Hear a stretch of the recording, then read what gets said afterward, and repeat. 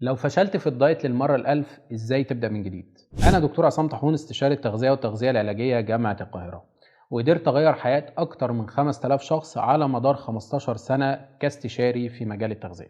في ناس الدايت بالنسبة لهم بقى شيء مرهق جدا، ومحاولات الرجوع للدايت بقت محاولات تقيلة عن نفس وصعبة. في الفيديو ده أنا هقول لكم على 3 خطوات عملية ومجربة تطبقهم عشان تقدر ترجع للدايت بسهولة. أول خطوة إن أنت تبدأ تمنع أي سكريات صناعية أو مواد حافظة جاية من بره.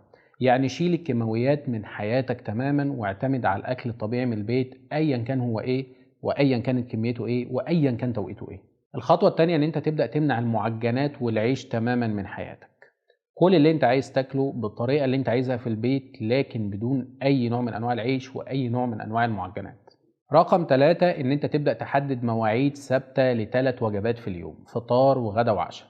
وبين الوجبات دي اوعى تقرب من الاكل نهائي، اعتمد فقط على المية والمشروبات الدافية والسوائل الخالية من السعرات. لو انت طبقت ال3 خطوات دول ونجحت فيهم على مدار اسبوعين 3، فمبروك عليك، انت كده دخلت الدايت من اوسع ابوابه، وساعتها تقدر تكمل على نفس النمط والنظام اللي انت ماشي عليه بدون اي تغيير، وهيجيب معاك نتيجة كويسة جدا.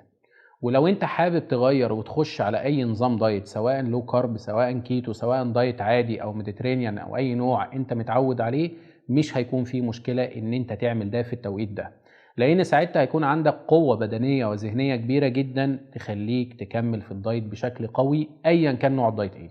والنصيحة الأخيرة إن أنا لازم أفكرك إن طعم الأكل الصحي أحسن بكتير من طعم العلاج، والمجهود اللي أنت هتبذله بإرادتك وأنت رايح الجيم أقل بكتير من المجهود اللي أنت هتبذله من غير إرادتك وأنت رايح للدكتور في العيادة.